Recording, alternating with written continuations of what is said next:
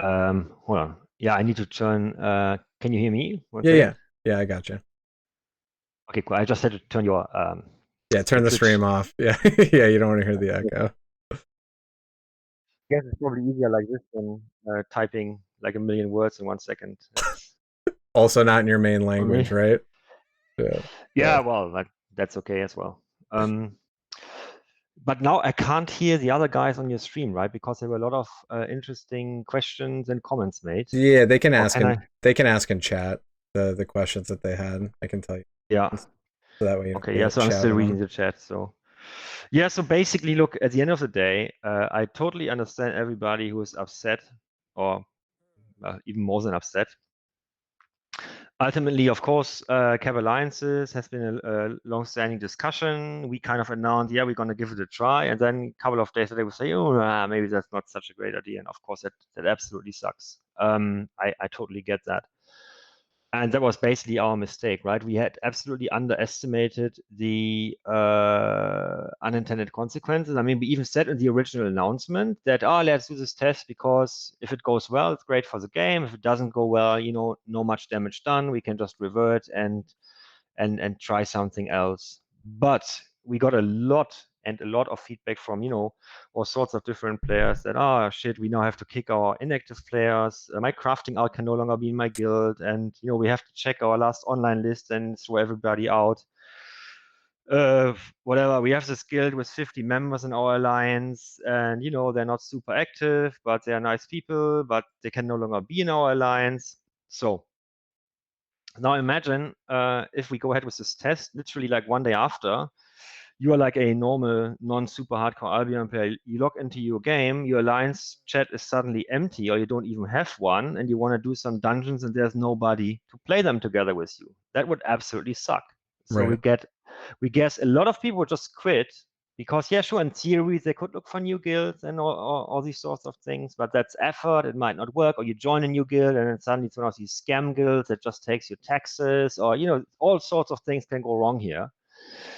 And that would just be plain bad for the game. I mean, all the non-hardcore players are critical for the in-game economy. They are critical for all parts of the game, obviously. I mean, there's no Yeah. question about that. And these guys are the ones that have it the hardest time to compensate. They might not have the time. They might not have the energy. Why not have And like a non-aggression pact chat or something like an alliance chat where they would still have friendly fire in the game, but they could have a chat where they could find other people on from their, non-aggression packs or whatever it may be to still yeah, party up and do content with, like that's also that's a pretty valid idea as well. And it pretty much would boil down to mostly boil down to turning on friendly fire within alliances, right. right? That was this old idea that was also pitched by us. I don't know when it was, maybe like a year back or so, which wasn't well received. I guess one of the reasons why it wasn't well received was that people didn't perceive it to be drastic enough. Mhm. Something which we to an extent agree, because you do think that colors can also matter quite a bit, like just the color. I mean, if you look at EVE Online, uh, the alliances there are,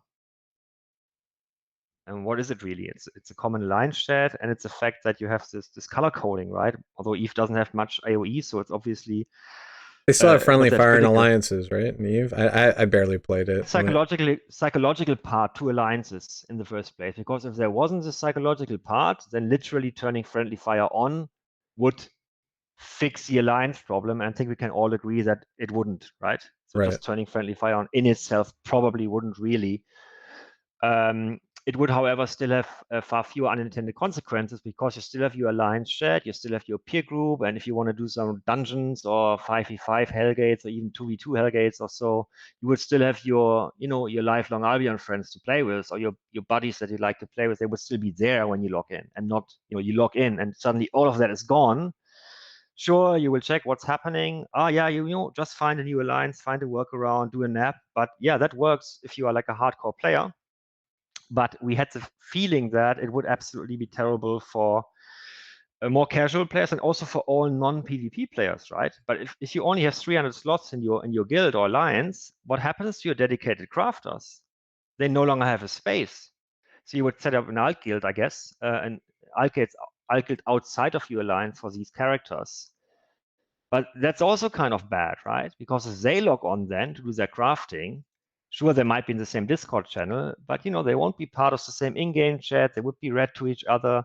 You have all this list of unintended consequences, Right. and we just got more and more scared of that, to be honest. So it was clearly our mistake that we really underestimated that before making Well, I mean, it kind of the like, testing out. you said it before that you guys were going to try friendly fire and then it was not well received. I think at the end of the day, Korn, no matter what decision you guys make, there's going to be people on both sides of the fence.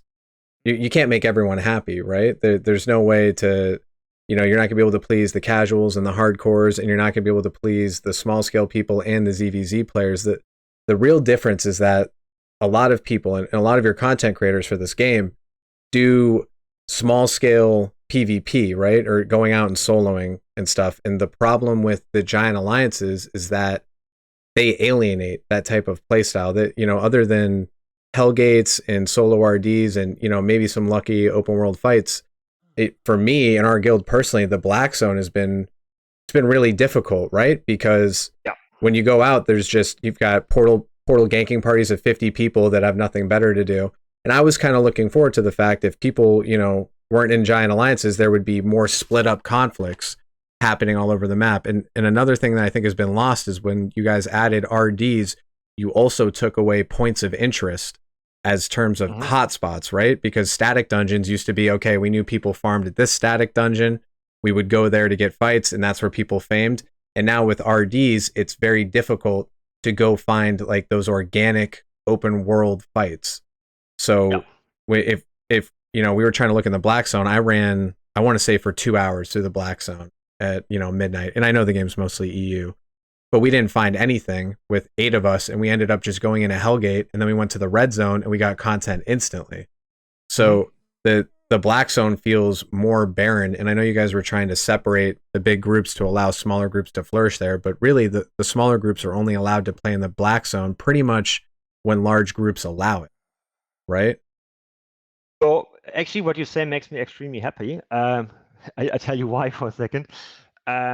So I can already tell you that you are going to absolutely love the roadmap for the next update. Okay. That we are going to announce relatively soon. Because look, on a more abstract level, so we have this new outland continent, right? And it's more spread out. Distance matters more. So one immediate downside is what you just said. It can feel more barren.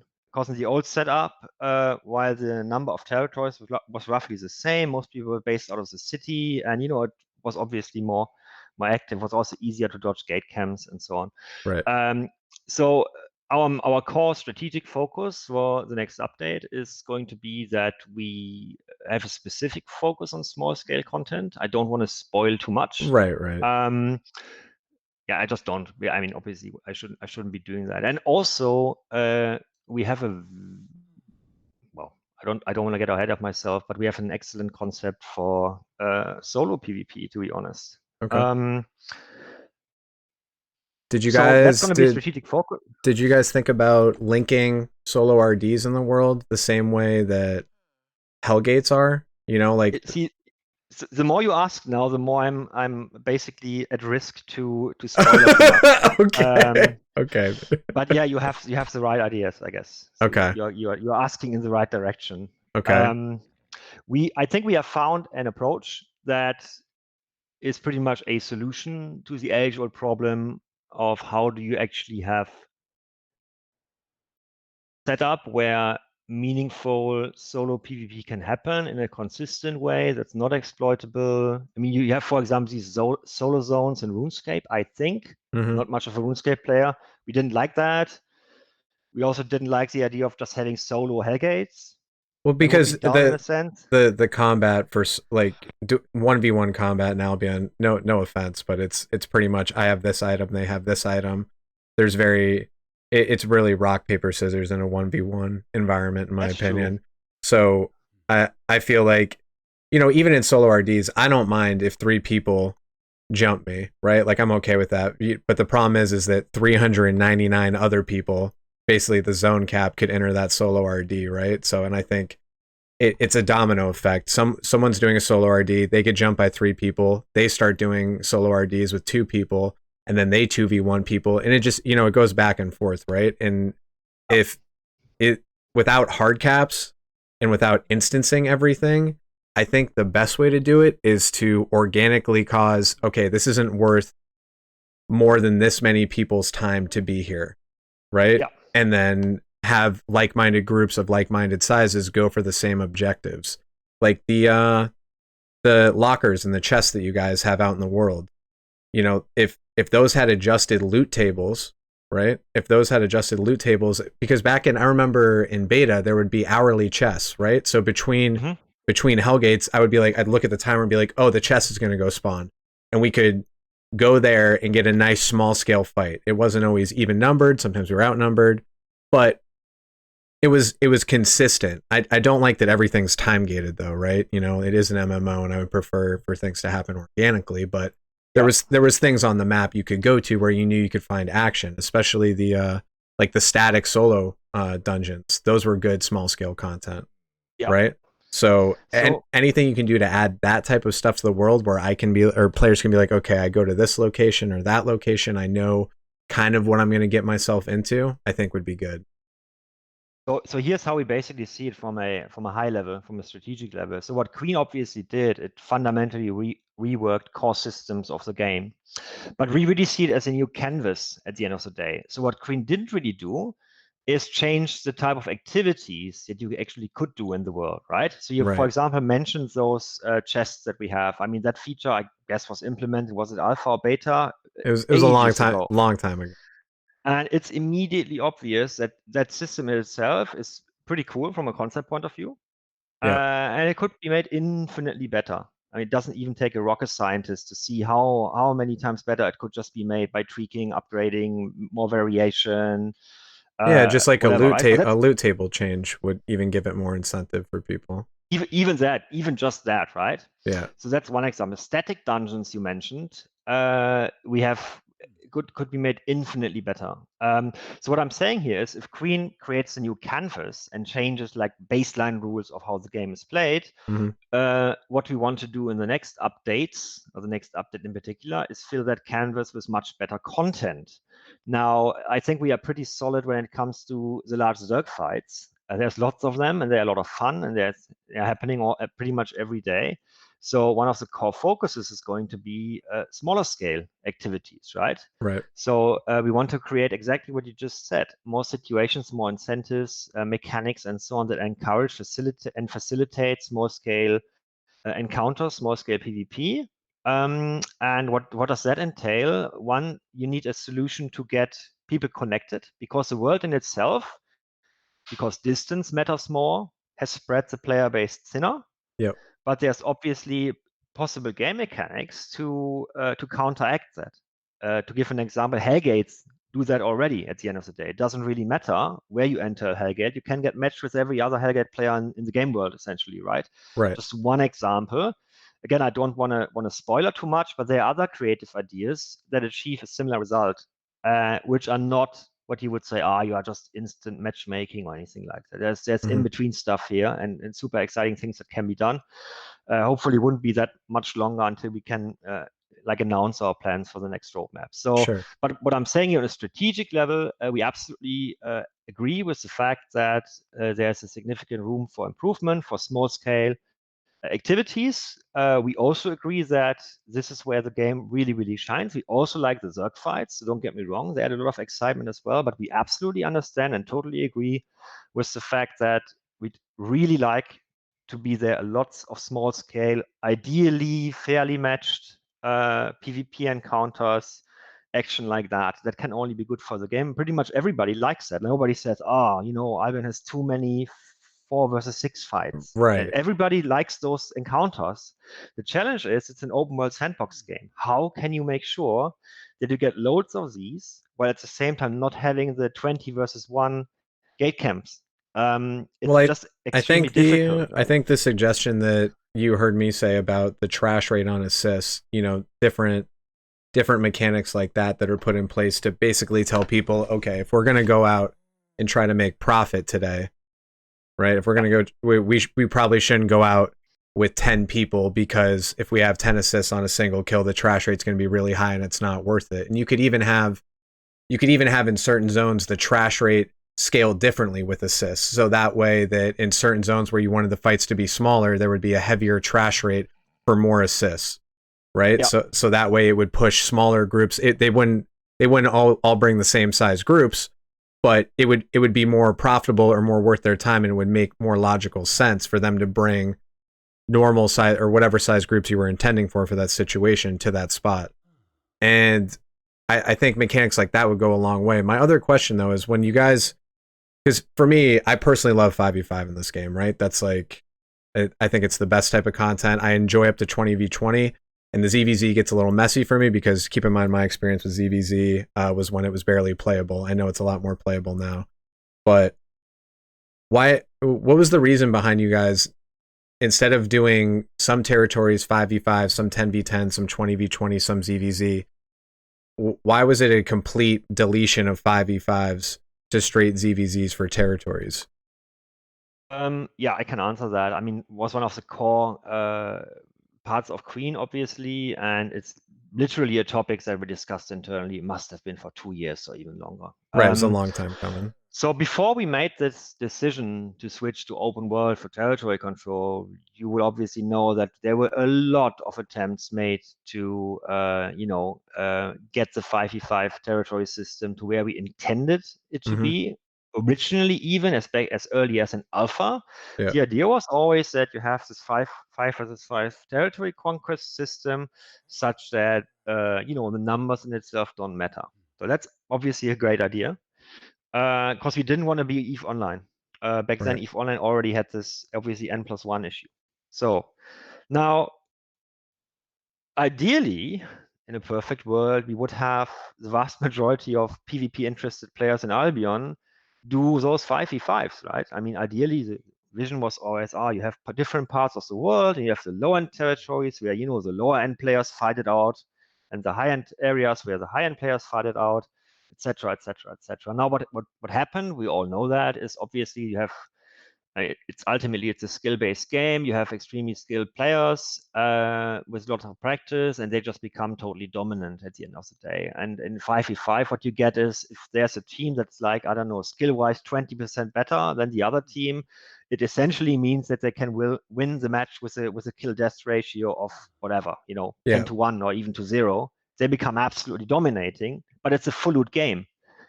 So if you have that situation, a full loot game, and you want territory battles to be higher ends, you don't want them to fight in T4, right? You need a purpose for your high-end gear.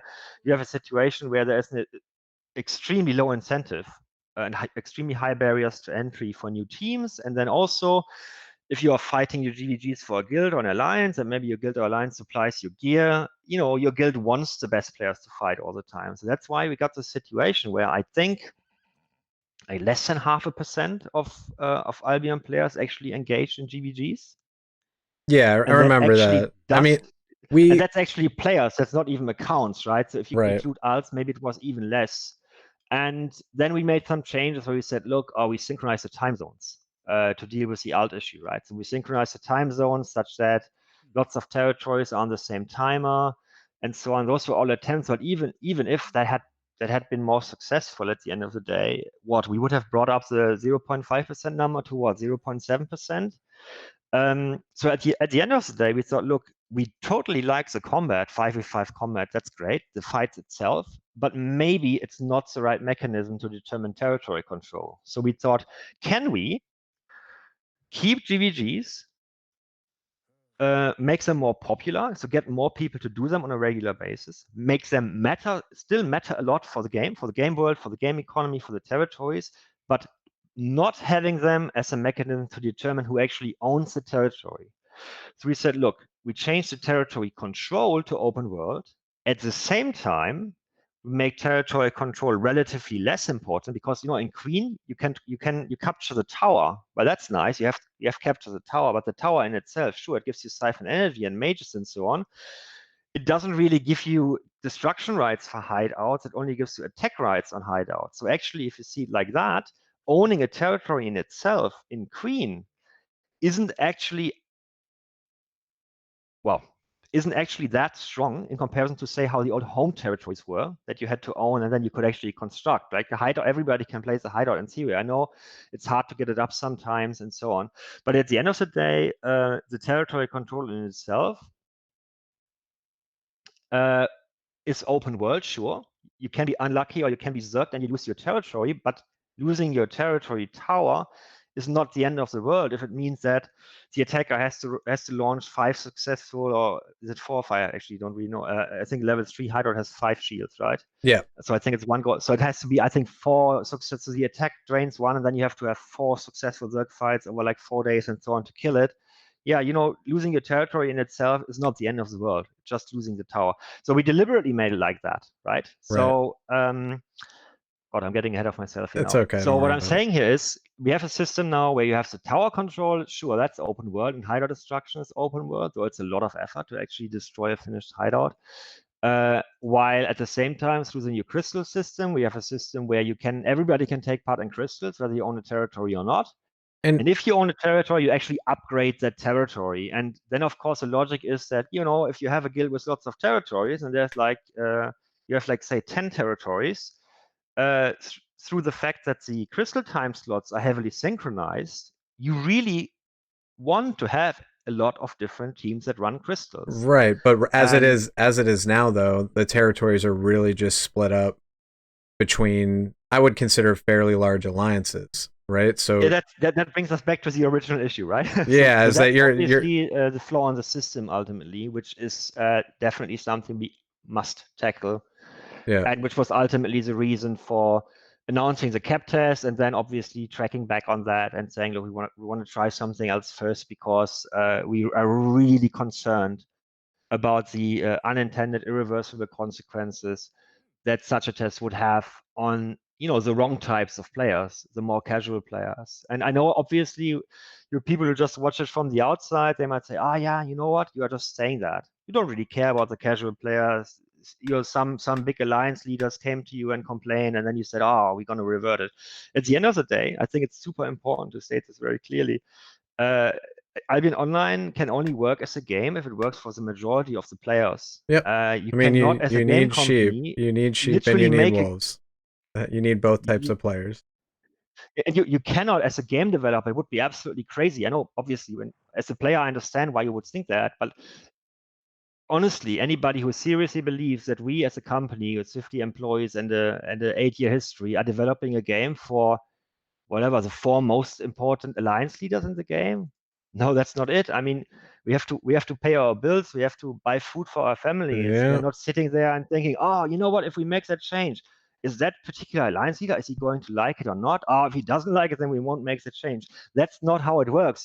That's not how it works. We want to make the game in such a way that it does well, that player numbers keep growing, that people like the game, Right. that we get good feedback from the players. That makes us happy. That makes our jobs easier. A lot of our team members are doing that out of passion. They could obviously also try and work for a mobile games company and earn a lot of money there. But the people that work on Albion, they really want to work on Albion and not just on any other game. So it's really not the case that we are trying to uh, I don't think cater our game anyone, yeah. development to like a vocal minority or anything like that. No, We really want to try I and think find the the best outside solution. perspective is that you guys want to make as many people happy as possible because you want a successful game and you want it to continue to be successful. And I think anyone that doesn't think that doesn't understand that it's a business, right? Like I think we all understand that. But it I had a lot of people come to my stream after the announcement of deleting alliances because we've had a lot of people quit. We've had a lot of people quit the game over the alliance situation, right? So Yeah. I understand that, you saw a huge surge of people come in from Queen, and the numbers have probably fallen off like it always does after a big update. But there's a lot of people that have quit and we're going to come back over the alliances being capped. So when you talk about a heavy territory tax or anything like that, I mean, these big alliances, Korn, they have so much money stocked up and so much supplies. I mean, how long do you really think it's going to take before they feel a hit and they start to downsize their territories to open up the map to smaller groups, right? Like, I mean, I think See, that's the interesting question. It's also super hard to judge because it's super interesting to hear these different opinions, right? Because some of the big alliance leaders were saying, you would say, oh wow, these two people are you and those they're on totally different planets at the end of the day. So that's the good thing about this territory tax is that if it's based on siphon energy is essentially a hard capped resource in the game. We just know how much siphon energy the world can generate every day. right. So it doesn't matter how much silver you have stocked up or how much resources you have stocked up. If we do the math correctly, or make balance adjustments if we don't get it right exactly in the first time, we can actually essentially make it almost like a hard cap. It's just going to be mathematically impossible because essentially the idea that we have is obvious. It's not fully determined yet. There's also some tech questions here and so on. It's essentially an exponential thing that's happening here. So take it as an example. I'm not sure if that's the exact system, but say you can have 10 territories, and then on territory 11 you have a 5% upkeep on each territory. So 5% upkeep means 5% of the siphon energy that the territory would produce if all mages are alive all the time. 5% of that on all these 11 territories goes into upkeep. Now that 5% increases by 5% more for each territory. So if you have, say, 20, it would be a 50% upkeep. If you have 30, it would be 100%. Or if we think that's not strong enough, it could be a different number. It could also be that you hit the 100% level at 20 territories already. So it's just throwing some numbers here. The exact calculations will need to have been done. Right. But that means if you have 20 territories, even if your mages are up 100% of the time, your upkeep would be equal to the siphon energy that your territories generate. What if 20. they make a dummy alliance to split the territories up? Sure. So this is a real interesting question. And this is where it becomes super interesting and super hard to predict. So that's the thing, the dummy alliances, right? So, and that hinges on that. The question here is the following: how important are season points, right? So, because if you have a dummy alliance, either you stuff the dummy alliance with players, but then it's not really a dummy alliance. Then it's an alliance with a lot of players, say. Right. So if you have an alliance with 2,000 people and you create a second alliance, but you split, you have then two alliances with 1,000 players each. Well, you have split. It's pretty much the same as if we had done a 1,000 player cap on your alliance. You have just voluntarily split, right? So the casual alliances, there's, for example, Bacons. They have less than roughly 2,000 players, but one territory. I think and they're mostly casual guilds, and so I think nobody in the game would say, "Oh, the Bacons guys, they're ruining my game." Nobody has. I guess hardly anybody will have an issue with this type of alliance, right? So if through this mechanism we cause the hardcore alliances to split into multiple smaller ones in order to dodge the upkeep tax, we have pretty much the same result as if we had done a hard cap, with the difference that it would only have affected the super ambitious power guys and not your casual standard players, so to speak. So that would almost be the optimum result, right? So that's the other scenario where you have a split, but you have a fake split. So you say you have one dummy alliance with 50 members, and you have the actual alliance with 1,950 members, 2,000 in total, and the dummy alliance just holds some territories, and the other alliance does all the fighting basically, right? That could be a case. So the reason why I think we got that partially covered is the significant, and it's really significant, buff to the disarray mechanic. Mm-hmm. So that might actually tackle the Zergs in itself, the actual fighting power of these groups. What do you envision as like what do you, when you think of like a large scale ZVZ fight, what are the numbers you want to see like people bringing? Like when see that's yeah, so that's also very interesting. So ideally we want to have a situation where the smart cluster queue does not get triggered, because it's a band-aid. I mean, it works, but obviously it's a queue. It has to teleport people in and out of the zone and so on. It's a bit weird. It's a bit artificial.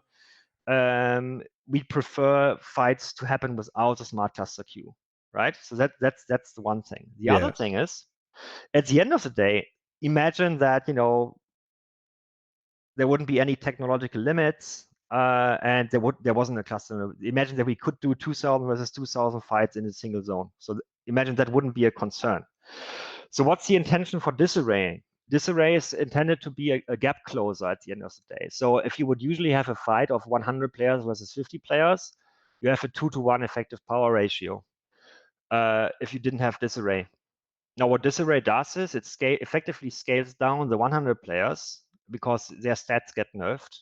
And if it scales down the 100 players stronger than the 50, then you don't have an effective 2-to-1 ratio anymore. You have a tweaked ratio. And this is how disarray is essentially balanced. Now, obviously, you can't really scale down the 100 players to an effective 50 because that would also be kind of weird. So you would always expect that 100 players, imagining they have the same skill and the same item power and so on, they should have an edge over 50. But it shouldn't be 2-to-1. The effective edge shouldn't be 2-to-1. It should be much narrower. Now, how far can we take this? If we make disarray super, super crazy strong, what you would see is that people would artificially split. They would split into different alliances. If that happens, again, we have the same outcome as if we had hard capped. But again, it would only be done by those alliances that field those large zergs. So your casual alliance can stay together, and your super strong, whatever, 250 killer alliance power zerg, if disarray becomes stronger and will become much, much stronger, they might say, yeah, these values are too high. We have to split. So you get the split and you get the same outcome that you'd have in a hard cap situation. Now, so that's one. When it comes to disarray balance, how we look at it is the following. Or when we are considering the rebalancing, we look at different constellations. So for example, 25 versus 50.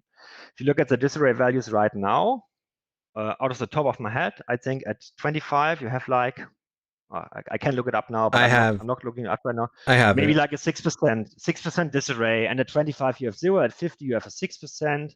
I have it on my screen. That table is a little confusing. Yeah. But at the end of the day, right now in 25 versus 50, disarray doesn't really have an impact. That's what it is right now. What we want to go for with the changed balance numbers is the following. So without disarray, you would have a 25 versus 50. That's a 2-to-1 power ratio. We want to adjust the numbers in such a way that a 25 versus 50 is not a 2-to-1 effective ratio, but a 1.4-to-1 effective ratio. What you have to keep in mind here when you check this table right now is obviously it only lists one part of the debuff. You have the damage reduction, but you also have the damage taken increase, right? Right. So in theory, if it lists a 20% value, what it actually is a 20%. Well, it's 1.2 times 1.2. It's essentially more like a 44% value, because if you take 20% extra damage and you deal 20% less damage, give or take, you have like 2 debuffs at the same time, right? Here in this table, only 1 debuff is listed. Anyways, so at the end of the day, what we want is that if you have a fight 25 versus 50, and if you are the 25, you will need to actually feel the impact of disarray noticeably. Well, that you say, look. I think the big problem is that, the stats, the health pool, all that stuff, like say someone brings a big alliance and they have, and keep in mind, I haven't done new ZVZ since Queen yet, so my opinion is just completely from the outside. But the biggest problem I find with disarray is that E cooldowns and battle mounts and all of that stuff seems way more important or way more crucial to a fight than a little bit of less health and less damage, because you already have damage getting ramped. So if the higher number of players coordinate an attack, probably, right? Yeah. Then the way CC works, there's no CC reduction for having too many people in the zone. If there was some type of CC reduction, but then you're getting even more balancing issues, and people are going to find the perfect number to bring. I just feel like when I look at these numbers and I look at like I have like 15 to 25 guys on time, right? So it just comes down to, okay, we really can't get involved in any of these types of fights unless we joined a giant alliance. And I feel like a lot of people feel like they're forced to join these alliances to experience the end game content. Do you think that the disarray buff is going to stop the alliances from being giant alliances? I mean, even if you change the metrics to the new one or whatever the case may be, I don't see PoE bringing less than what they bring. You know what I mean? Like that's just what they're used to bringing, right? So yeah. Do you think these are going to do what you want them to do? Yeah, the challenge here, of course, is always that it's always a question of degree at the end of the day. So if they bring 150 and you have 25, that's a situation that a mechanic such as disarray just can't solve. How could it possibly be, right? I Right. mean, a debuff in itself can never solve that, because if we had a debuff strong enough to solve that, then it would mean that 150 players would have to be essentially weaker than 25, which would be super crazily abusable. So then you would just split and become unbeatable at the end of the day. So what I'm saying is there's a limit to how far disarray can go. Yeah. And we wanted to take as far as possible as a gap closer. And if it becomes so strong at a certain player number that you feel that, I kind of want to split my group, I want to split my alliance now, because really bringing 200 people with the new disarray values in the same zone, it's just getting silly. That's essentially fine. There's a certain player number where we don't mind split, right? So there's a certain limit. Having said that, disarray is not the tool to balance, say, sub 25 against 70 battles. It even there it acts as a gap closer, but how much is gap closing going to help if you're like outnumbered 4-1? It's gonna just be hard. I mean, obviously you have the AoE escalation, you have other mechanics as well. But it's just there's some numbers ratio where it's just hard. So there, what you said earlier is the key. What you said earlier was that we need to design the game world in such a way that if you are looking for small scale PvP, you are mostly getting small scale PvP. And the chance that you run into these types of zergs is just going to be minimized, because these types of zergs are doing something else. They are maybe playing other types of content. They're in other parts of the game world. They're not incentivized to actually fight 20 guys somewhere because they are 80. They want to play some other content. And so now, obviously, in a sandbox game, where you can move around however you like, it's never going to be a perfect system for that. I mean, we don't want to be an instant matchmaking arena, for example. Right. There's other games that can do that. Yeah. But we feel that through smart game design, we can make it significantly more likely that if you venture out with a group looking for small scale PvP, that you will actually get small scale PvP and not have a reduced risk of running into these large zergs, for example. That, however, unfortunately, is not. You don't do that with a snap of a finger. That has to do with world design, incentives, new mechanics, and so on. But this is one of the focus areas of the next update. How long out or how far out until you think that update's gonna hit? Jesus. So we are usually aiming for 3 to 4 updates every year, and that has always been like that, right? So I cannot give you any specifics. I know.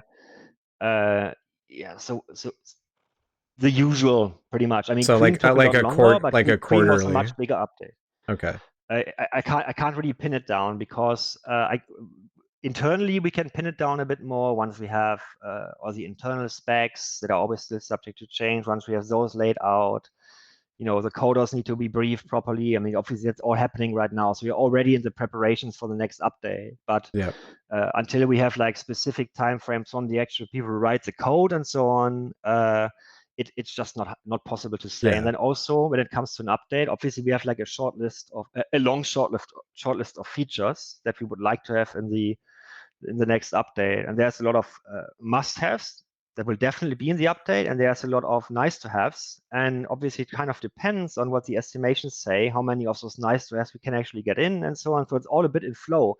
And then if we see that, look, if we just delay it by 4 weeks more, it's a little bit of a delay, but we get like these 3 extra awesome features in, and it's much better package overall, then we might do that. So at the end of the day, even we internally do not have a set date yet. We have a set date range, but even that I don't want to share, because you know how it is with ETAs. So it seems like you guys have a design philosophy to do like these big updates, but okay, so you think about the casual players, you think about the hardcore players, but there's players that play your game a lot and play the small scale aspect only. I only really play 2-man Hellgates. I go out, do small scale roaming, or we do 5v5s and CGVGs. And I've been getting some new guys into the game, and with the way the time slots are on the CGVGs, we have like 2 windows out of the day where we can do CGVGs. I feel like there's some hot fixes that could go a long way to keeping people interested until these big updates come out. Like we talked about earlier, just just one change to the chest loot tables could get people out in the open world to those, or allowing people to queue for level 1 CGVGs anytime during the day and matchmaking up with another team. Is there any reason that it has to be time gated to 2 certain times? Because right now I just have guys that log in for CGVGs and then apparently log off right after. And I feel like if you in an MMO, you don't want people to log in and treat it like a MOBA, right? You would want them to continue to have a desire to play throughout the day. And so there's these gaps between the time gated content, and there's little balance changes and little things of, rats and hellgates and stuff. And before, you guys had moved the fame mostly on the end boss, but you still left it on the side. The other night we did 5-man gates, and 6 out of my 7 teams I went against were rats that were just ratting the side bosses of fame. When you have that sucks. When you have good teams that go in there and they get people that aren't really trying to fight, they stop doing it, and then you have less people logging in for that. I feel like if you just put all the fame on the last boss as a band-aid, you wouldn't have any rats going in there for fame, and you would get mostly people going for fights. And then the same for 2-man gates. It's people just trying to steal the loot, not actually fight. And I feel like hellgates are where people should at least be able to go to get a fight, instead of being like, okay, all you have for 5v5s is CGVGs and you can do hellgates, but most of the time it's not a good fight. Is there any reason you guys don't go with the philosophy to hot fix these little things, or is it just because you put so much on your plate and you just put it all for like a big update? So what you just said is also, again, super interesting. No, we do obviously do hot fixes. I mean, for example, I think just when was it? Yesterday. I'm always bad with remembering the times. Yes, we do patches and hot fixes. The ratting issue, for example, is one that's definitely in our agenda. Yeah. And if we had a solution, or once we think we have a solution to the ratting issue, for example, and one that can be done with existing mechanics. For example, you just said put all the fame on the last boss. Actually, it's the first time that I personally have heard it. Doesn't mean that none of the other designers has. That's something we could easily do. And if we think that was a good idea, I'm not myself a Hellgate guy, so I'm not really knowledgeable here. But if for example, this, I just made a note, right? I'm going to discuss it with the team. Yeah. And the team say, "Oh yeah, you know what? Why not?" I mean, that suggestion is just a band-aid fix. Yeah. Yeah, and I understand. I mean, the ratting issue is actually super annoying. This running away and healing and so on. Yeah, it's not that easy to fix. Obviously, one idea we had was some kind of mechanic like you have in Battle Royale games, where the map becomes narrow, it starts burning, and you get forced into a circle eventually. There's obviously other ideas as well. How do you deal with that? But those would obviously require significantly more tech work. But easy improvements, what you just suggested, for example, is something we can easily do. And that's also stuff that we usually do just a normal patch. We will never say, oh, well, let's wait until the update before we do that. And another thing we recently did was a change to the home system when you like suicide and respawn and so on. So those things would be part of normal patches, normal updates. Normal patches, and won't have to wait for an actual update. So our approach is obviously always to do the best, have the best possible impact on the game with the time that we have. And deliberately holding back stuff, usually we won't do. Obviously, there are some things that have to go together. For example, the new Crystal League has to go for Queen. I mean, lots of Queen features are totally interconnected, right? You need the new territory fights for the hideouts, and the Crystal, it all ties together. So you kind of have to do it at the same time. But in general, right. So interesting, because what you just said, look, and that's something that players often, I think, don't fully understand. And it's not a criticism here. A lot of you guys, your job, well, not your job, but essentially a significant part of your day goes into playing Albion Online. Now, I mean, it is my job. It is my job at this point.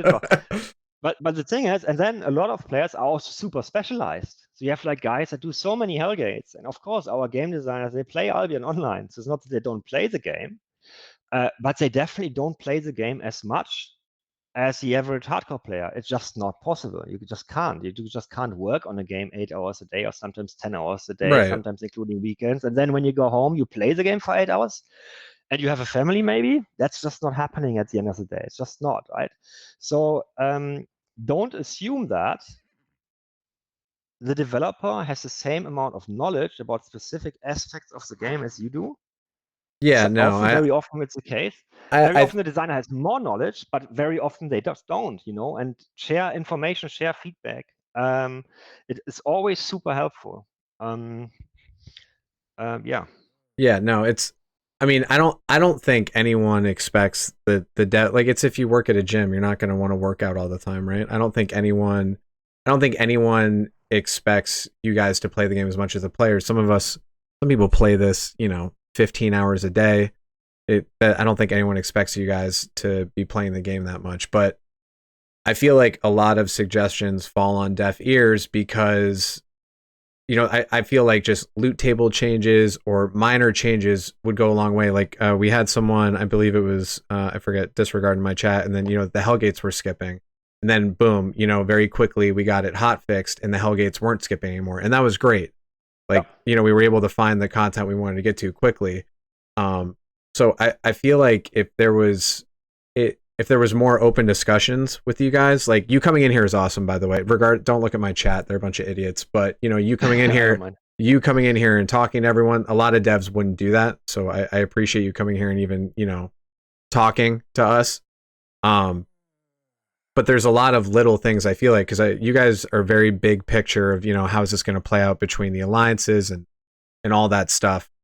But there's a lot of people that don't really care about the seasons and care about the large scale stuff, and we feel like, and I know you said the small scale patch is coming, whenever the case may be, but there's a lot of little things I feel like hot fixes on the way that could make the content we have to go through or play every day better. Like Korn, I'm not gonna lie, I've been waiting to be able to move my hotbar in the top left corner since alpha, so I don't know if I don't know when you can do that, but that's a really big deal, right? Like there's a lot of buffs and debuffs in the corner, and I have to look in the corner of the map for that. Like being able to move that, and icons having the same image on them. So I mean, you can set up a hotbar right now, Korn. You can have 4 of the same icons on. So there are little things like that I feel like could be hot fixed or addressed quicker. And then you guys can worry about the big picture stuff, but I feel like if you hot fix these little things, and it would just feel like we weren't waiting months for these big sweeping changes, right? Because I know Queen took a lot because it was a lot of work from you guys, but I feel like there's a lot of little things that could be changed to make the day-to-day of small scale players a lot better, even in the meantime. Yeah. So in general, I can already tell you that those types of changes that you mentioned are essentially our favorite changes, right? If for us, we just need to change a few numbers in the game's configuration files, and suddenly everybody is super happy because of it. We Yeah, love that, and that's obviously the easiest way we can, as developers, add value to the game. It's right. just super simple. The problem is that you can literally go through the forums every single day and through Reddit and so on and talk to players, and you will get hundreds of these little suggestions. And for like half of them, you will get another guy saying, oh, that's stupid, don't do that. So what I'm saying here is that it's for us sometimes extremely difficult to select the right things of these little things because you can't do all 100 of them. Right. So some of them are super obvious. I mean, we know the Hellgate rating is an issue. There's no question, and it's something we're actively looking into. Some of them are super, super, super obvious. Others are of the type where you say, yeah, that would be a good improvement. But then we have to kind of compare to everything else on the plate. So do we now work on this little thing? Or do we work on those 10 little things if it means that a major feature gets pushed back by a week or an update gets pushed back by a week? So all these trade-offs. So it's extremely hard to pick the right things to do at any certain point in time. Well, It's I've easy for the seen, obvious ones, yeah, but there's a lot of gray area things where it's not easy to make the right calls and to make the right judgment. So that's kind of the challenge. So at the end of the day, if we have to, yeah, I mean that pretty much I get sums it it. up. You've got a lot of things to We need choose the right from. information at the right point of time. Yeah. At the end of the day, yeah. I mean, it's, you guys raised the price for premium recently, because there's more content in the game and you feel like it's a more premium product. I have to stress little things like icons and being able to move the UI would make it feel more like more of a polished product for me personally. Just, I mean, I've been playing it for 5 years, Korn, since alpha, Oh, right? we So know that. We know so that. some people have seen it through every iteration, right? So I hopefully you take what we say with a grain of salt. When people play the game as much as we have, it's easier to see the negatives and the positives, right? And that's just human nature. Bad news travels quicker than good Yeah, news. sure. That's So, that's normal. but the icon thing and the health bar thing, I think, is something people have been asking for a long time. And if just UI issues in general, if the UI was cleaner, I think it would present the game in a much better way. Even numbers on cooldowns instead of just a gray bar, so you could see when your abilities are going to be off cooldown. Just little UI things like that, or just a Yeah. completely scalable HUD instead of having two settings so people could adjust it. Because I know you don't want to open the game up to add-ons all over the place, but I feel like the community would be willing to help you out with a lot of these things if you put them to work, and you wouldn't even have to pay them for it. So, So one interesting fact, and something that I also had to learn. I mean, I'm not a programmer, I'm not a coder, and I'm not a UI designer. So it's apparently surprising in terms of game development that the UI part. So when we do a new feature, even if it's a super complex feature, super often the UI aspect of it, where you would say, "Oh, that's just simple, put a button here and this and that," it's actually a significant part of the work. So for whatever reason, don't ask me why. Again, because I'm not, not a coder myself. right, UI takes a lot of time. Um, and it's also an area where we are constantly trying to hire more people. So it's not that we say, oh, we don't really need that, but it's extremely time intensive. So that means that, what looks like a small change from a tech on effort point of view might actually take longer time. Now, if you say the isolated thing, for example, what you just mentioned about the what was it, the icons and so on, like yeah, the specific icons things, and of the course, hotbar, yeah, in itself, yeah, that can be done. And here we already have the same issue. We have a certain pipeline of things that the UI team needs. A lot of it has to do with new features and polishing, existing improvements. I mean, we do all usually get in quality of life improvements when it comes to the UI for each update. And the potential list is just super long. And again, we need to make a selection of what things to do, in what order, and so on. And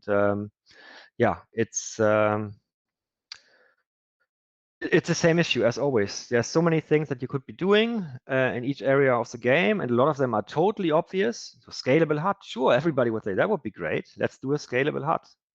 No question about it. Nobody in SBI says, "Oh, we don't want a scalable HUD because we don't like a scalable HUD." It would be right, awesome to have it. Nobody disagrees with that.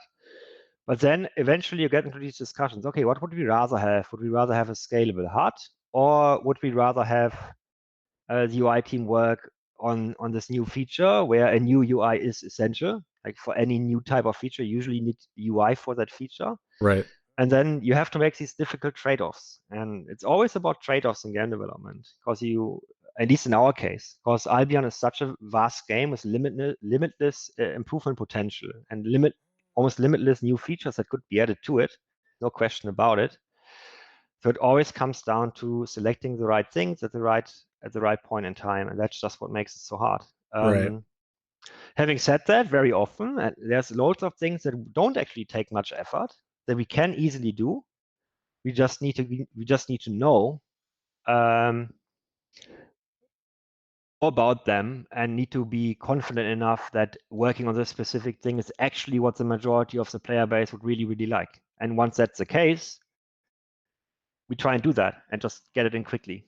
So one possible example could be what you just said about putting the fame and Hellgates on the last boss, right? So that's yeah, something we can follow up on, and if the people agree that this is what would be great, then why not? We could just easily do it, no problem.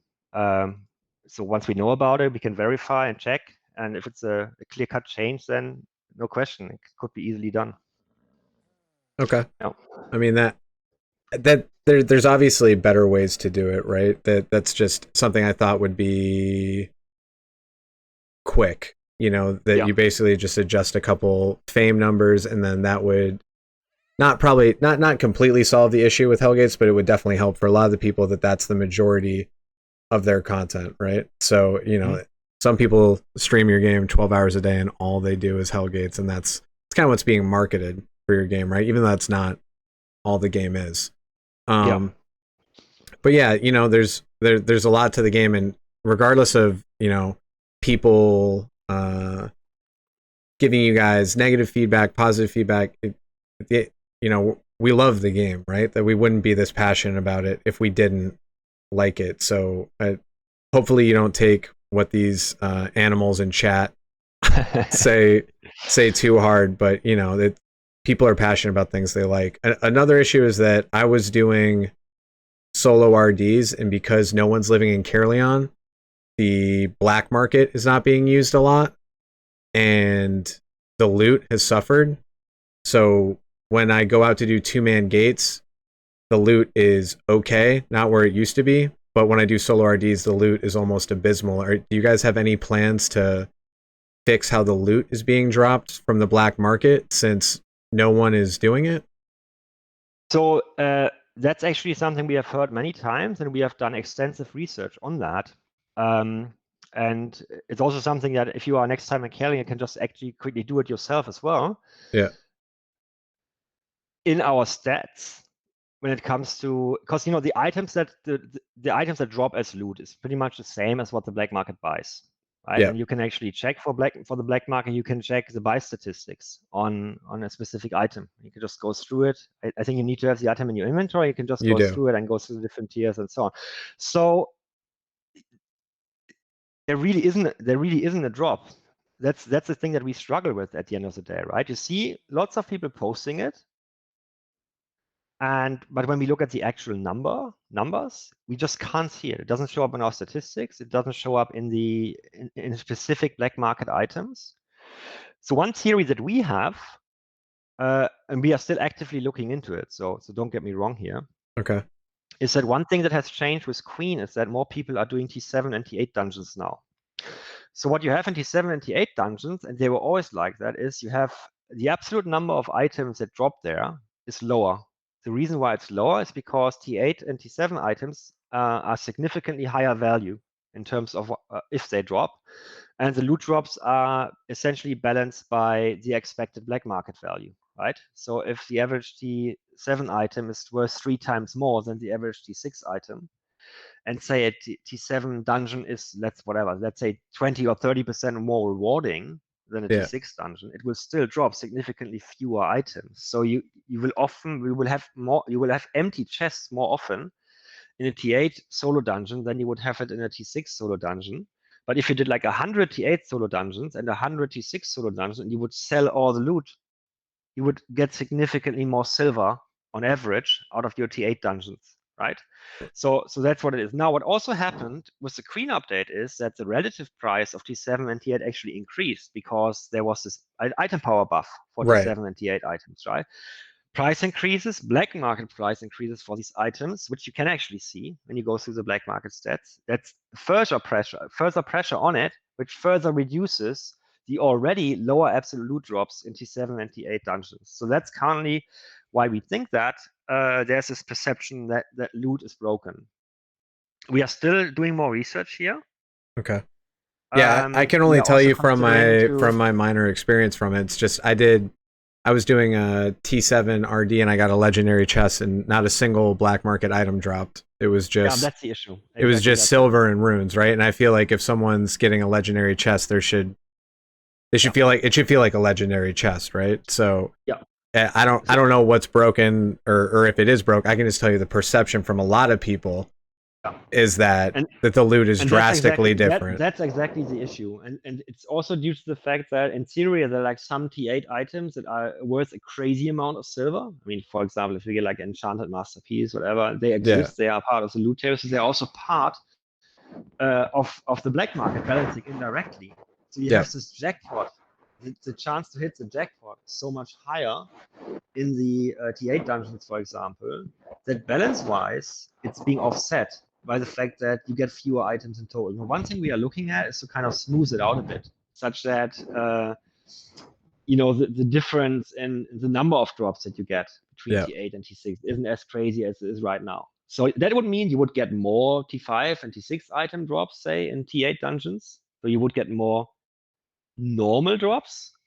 And the chance to get the super crazy jackpot item is lower.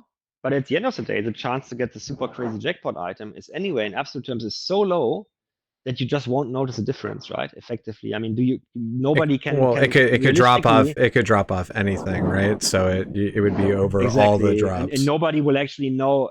You can't just psychologically perceive if the drop chance for a certain item was, 2 in 1,000 or 1 in 1,000 or even 2 in 10,000. That's why it feels so weird at the end of the day, right? You don't know that while you didn't get anything, actually your chance to get this jackpot item was twice as high or even 5 times as high as it would have been in a T6 dungeon. So we think that this is the main reason why there is this perception of loot being broken. Having said that, we are still doing research here, but that's what all the data says so far, and we haven't been able to locate any sorts of issues and bugs, and also we haven't made any intentional balance changes either. We have made some tweaks, but nothing to that extent that suddenly now loot is broken or anything like that. You don't think it has to do with people just not living in Caerleon anymore? Because there used to be way more people living in Caerleon. Not really, because you would only get less loot drops if, for example, you would see a significant increase in black market prices. So if you would assume that fewer people live in Caerleon, you would assume the black market would be less efficient, and less efficient black market would mean that fewer items in the black market would mean that the black market on average buys for a higher price. If the black market on average buys for a higher price, that automatically means that the chance to get drops is lower. But we don't see that. We see the price increase for T7 and T8, but we don't see it at all for T6 items, etc., etc. So that means that no, that really can't be the reason, to be honest. And also, if you just go through the black market and you check common items, there are so many sell orders for them. The black market is still super highly efficient, so it's not that. That's not the reason. Okay. Yeah, I can just only talk from my personal experience. I mean, when I do a Hellgate, I get a bunch of loot, but when I do RDs, it's mostly runes, and then every now and then I'll get an item. Whereas before, when we were doing solo RDs on the old map, I would get items pretty much every chest. It's just, it wouldn't be crazy stuff all the time. Sometimes it would be good stuff, but at least I felt like it was worth my time to do. Now I don't feel like it's overly worth time to do solo RDs. Do you remember where you did those RDs on the old map? What type of tier the zone had? I was doing T8s. Oh, you already... Oh, interesting. Okay. Yeah, I was doing T8s. The old T8s, you were getting more items. Yeah, like there was just like a raw higher amount of items dropped, period. It wasn't always like really jackpot items, but there was more items being dropped, period, in the higher tier zones. 100%.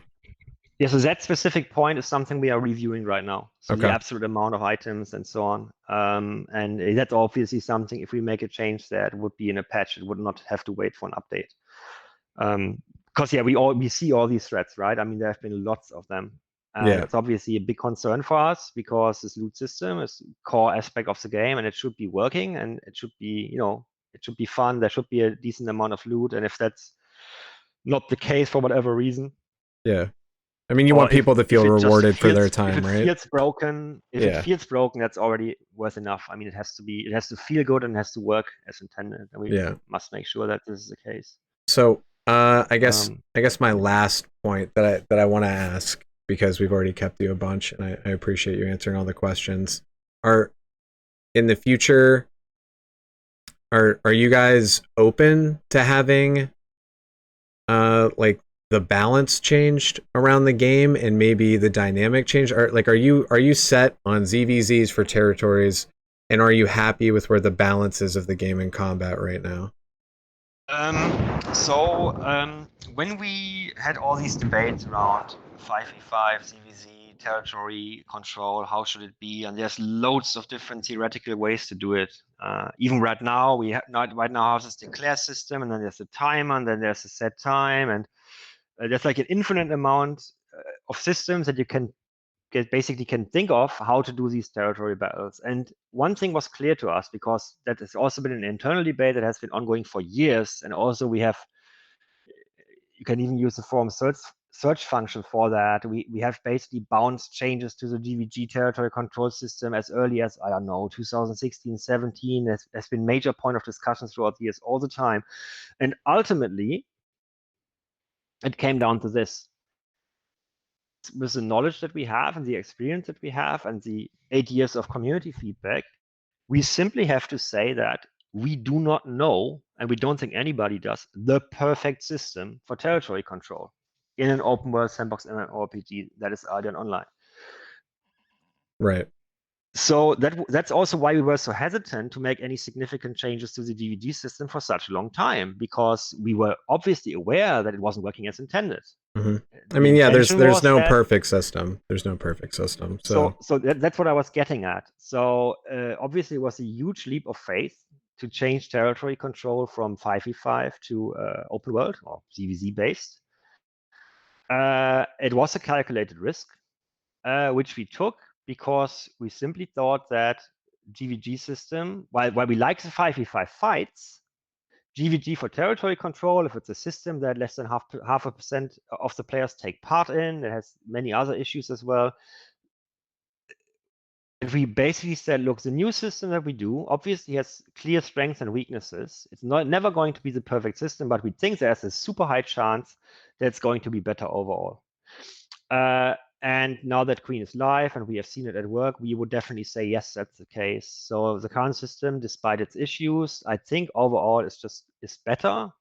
More players take part. It's a lot of fun. I mean, there's many people that enjoy these CVZ fights. Obviously, you have the balancing and power issues, but you had the same power issues in 5v5 as well. I mean, maybe even stronger, because if you had a super powerful 5v5 team, not only were you winning all the time, but you were basically winning almost risk-free, because you never lost the player ultimately. And in the ZVZ fight, even if you are the super powerful Zerg, you will always have casualties. right. You don't win without dying, and you never know. I mean, if you're moving around your Zerg in the open world, you never know if I don't know, make a stupid move, your shot caller gets something wrong and you get a wipe, and also that happens, right? So this whole risk-reward balancing also, I think, works much better in the new setup than the old one. Doesn't mean it's issue-free. It's not the perfect system, and if we knew the perfect system, we would definitely do it. But it's just so complex in an open world game. I mean, there's a reason why games such as, I don't know, the New World or so, or many of these games, they might start with high ambitions. We are going to be open world, full loot, all these sort of things, and then they very quickly say, "Oh, you know what? Now we just can't do it. Let's just move to instant battles." It's a risky market. It's it's extremely hard to do. It's just yeah. extremely hard to get it right, and it's super easy to get it wrong. And I don't know. I mean, I always sometimes say, look, it's super lucky actually that Albion Online exists as a game, because in a parallel universe, or in like 100 parallel universes, it just wouldn't be there. It's just so tricky to get it right. There's really nothing on the market other than Albion and Eve in terms, because I came from Ultima Online, so in this gaming market, it's just mostly MOBAs and battle royales, and there's very few hardcore MMOs that are out there. So I think I speak for everyone when I say we appreciate the fact that you guys took a risk on a game like this, but I definitely think that Albion could be amazing. So I hope that in the future if you're inclined to come in and talk with us again, and I could actually like organize questions ahead of time instead of just spitballing them to you. But if you're open to more talks in the future, I would love to, try to give you a little bit of a different perspective of like the small scale players and the issues they face day to day with the game, and why it's difficult for them sometimes to, keep playing when it feels like the game is so heavily jaded towards alliances. Yeah, absolutely. It's just our perspective, right? It doesn't mean that's your guys' intention, but that's just how it feels sometimes. That's the thing, right? That's not because that is actually a key thing. It's actually not the intention.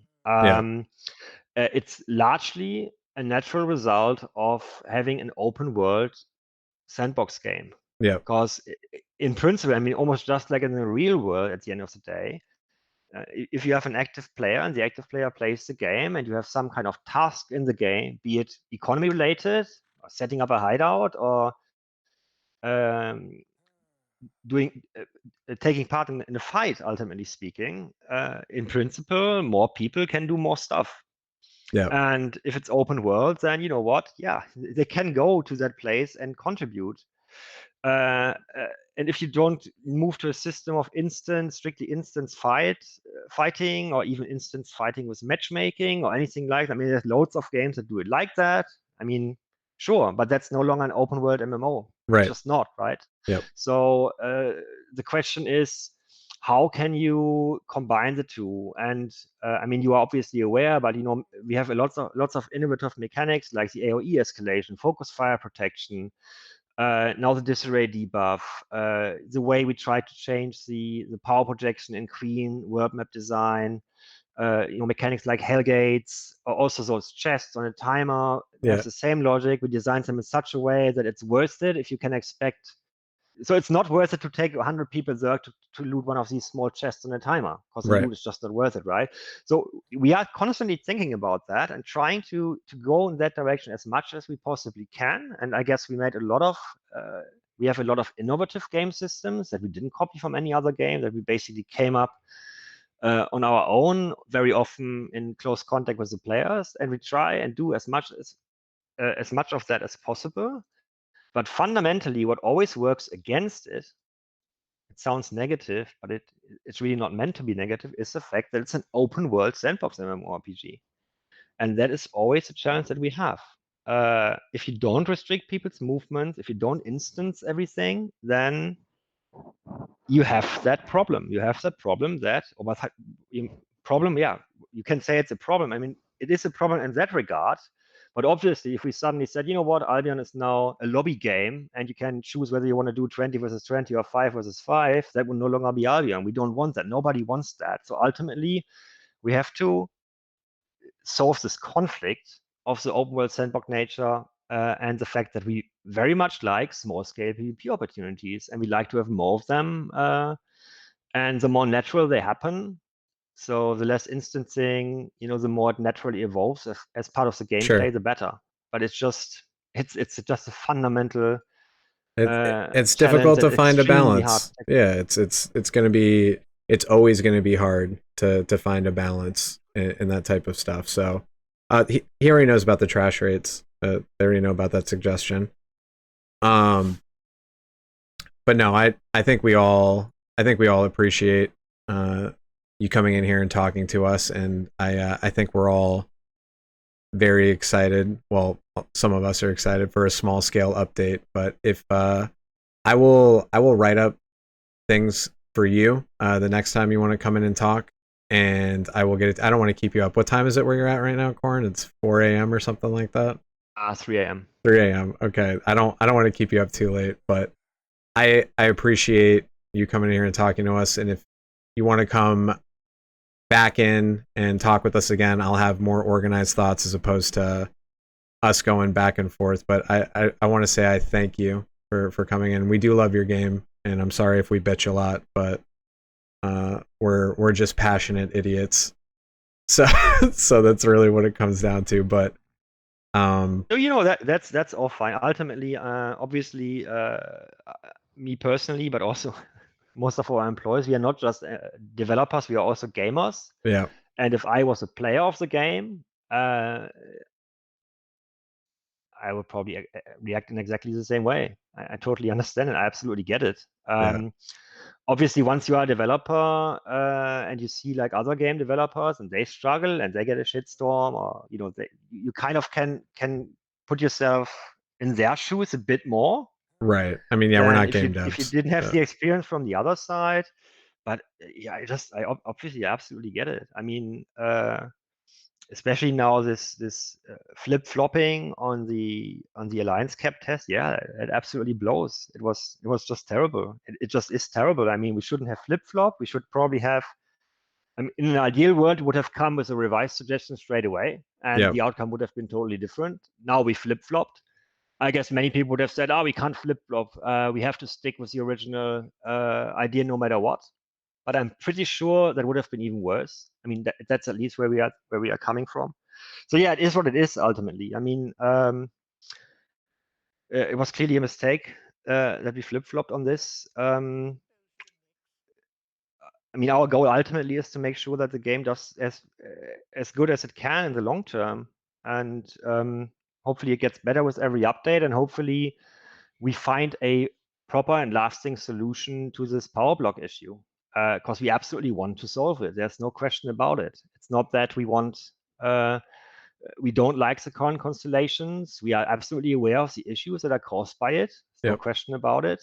We don't say, "Oh, that's fine," and it's not a problem, and if you don't like it, join the Zerg yourself. No, that's not what we want, right? We want a healthy PvP ecosystem. We want small-scale PvP.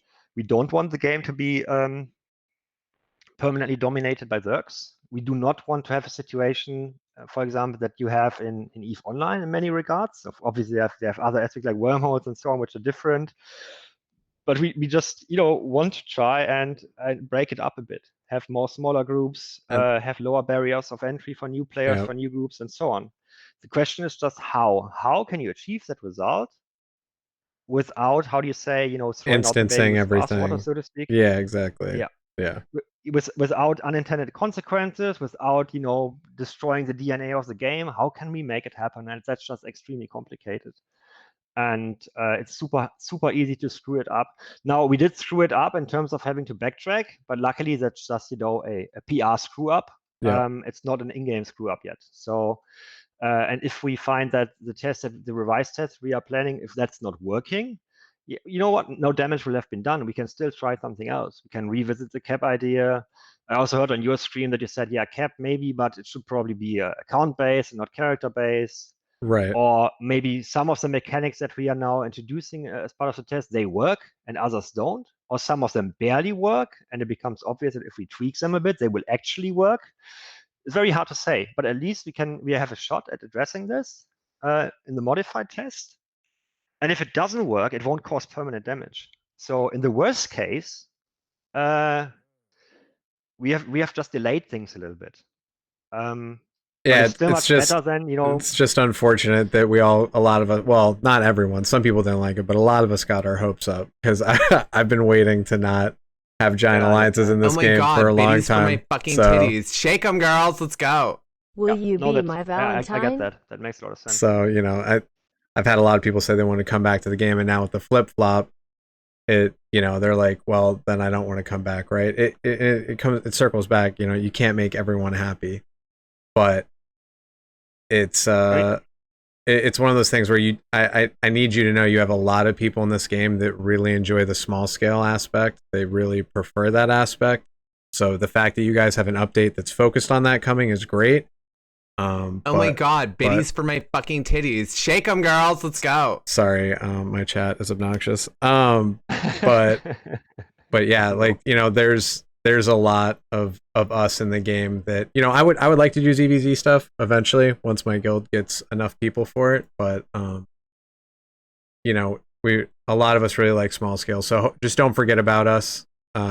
Don't forget about us, and we can probably get a lot of them back into the game if you guys do knock the patch out of the park. So he can't tell when the update's coming. He can't it's NDA stuff, and they don't know when it's going to come. So but look, there's still there's still the chance. That would be my immediate hope. Now, apart from the update, which is going to be a little. Oh my god, biddies for my fucking titties. Shake them, girls. Let's go. Works, right? Right. I guess that's what probably everybody should be hoping for, and that's what we hope for at least. And if that's the case, then that would also be a great result. And it remains to be seen. I mean, obviously, I understand everybody is skeptical. I myself can't predict the future. It could well work. It could not work. There's so many different parameters that work, so many different scenarios. It's super hard to predict how people are going to behave. But at least, again, in this variation of the test, we can be pretty certain. Oh my god, biddies for my fucking titties. Shake them, girls. Let's go. So it's like a safer way to try and fix the issue before we try and do something that might actually heavily backfire if it doesn't work out. Well, hopefully you guys are still open to it if it doesn't work out, because I was excited for it, but it's okay. I understand you guys have to look at everything, you know, the big picture. I get it, but just keep an open mind, because I think a lot of these people that are in these big alliances might even like the game more when they're not in giant alliances. You know, people don't like change. That's human nature. So yeah, and that's also fine. I mean, again, the main concern was you have your normal Albion player, and he logs on the next day, and suddenly all his friends that he was used to play with are just no longer there. Right. So that's like that's really the issue. It's not that, oh shit, I'm used to having my 2,000 people purple blob, and now I can't do it anymore. But you know what? I'm just using Discord, and I'm still talking to the same guys on a daily basis. And I hate SBI because I have to split up, but I can still play Albion nonstop, and I pretty much still have a fight every day. That wasn't really our main concern. Our main concern was, yeah, Albion was a lot of fun, but then suddenly my guild disappeared and I was kicked and I can no longer play. So you might say, oh, those are really like the casual players, but you know, many players that are hardcore right now started out like that. Yeah. So and if you lose that, if you like somehow say to these guys, you know, screw you guys, there are a lot of super highly regarded hardcore full PvP games. I mean, look at Darkfall titles, for example. Yeah, I played those for 8 years. It's an awesome game. Yeah. Awesome game, lots of fun, and absolutely dead. I hope I didn't say anything, but relatively, I don't really know. You probably know about the health of the game better than I, but I know that it's only ran by players that bought the rights from the company that ran it. So they just run off donations now, the small population. But that Darkfall's main that game's main problem was that the skill cap was so high, it was super difficult for new players to get into it. Luckily, Albion isn't as difficult. There's still a lot to Albion for people to learn, but Darkfall was very, very harsh for new players. So I think Albion's much more accessible to a larger population. And see, that's the thing. I mean, for a game to be fun for hardcore players in the long term, it needs to have a solid foundation. And if the foundation isn't solid, or if you say, oh, casuals, you can screw yourself, we don't care about you guys. Yeah. I mean, I'll be honest, by no means a casual game will never become one, so don't get me wrong here, but we must have a solid foundation for the game. Otherwise, oh my god, biddies for my fucking titties. Shake them, girls. Let's go. The issues I why most asked you of a the hardcore fucking games ultimately don't question. work, right? Now I am and then most or many of You them are do my a 180 Valentine. turnaround. They No make the ifs, game ands, super or buts casual, and that about doesn't work You either. can bring So Korn as well need to if he find the wants right to balance watch. Yeah. I'll pick you up at 9. Be ready, Right. I swear to God. Yeah, cool. So sorry, my chat. Yeah, my chat's spamming things. I had trouble hearing you, but thank you for coming in. I appreciate it. And I will get some more questions for you the next time you want to grace us with answering them, and I appreciate it. Not a lot of devs would come in to comms of someone that is critical of their game, so I appreciate you doing that, and I hope you have a good night. And guys, say thank you. Guys, say thank you for him coming in and talking to us, please. Thank you. So thank you very much, Korn. I'll talk to you soon, and I appreciate the game that you guys have given us. So thank you very much. Thanks a lot. All right. Have a good night. Bye. You too. Bye.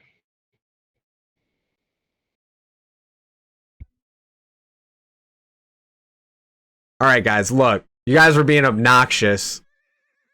You guys are being mad annoying.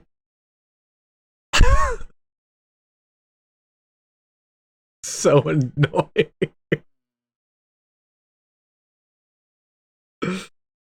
Thank you guys for being so annoying that I had to. Thank you for the bits, by the way, Boosh. No, it is.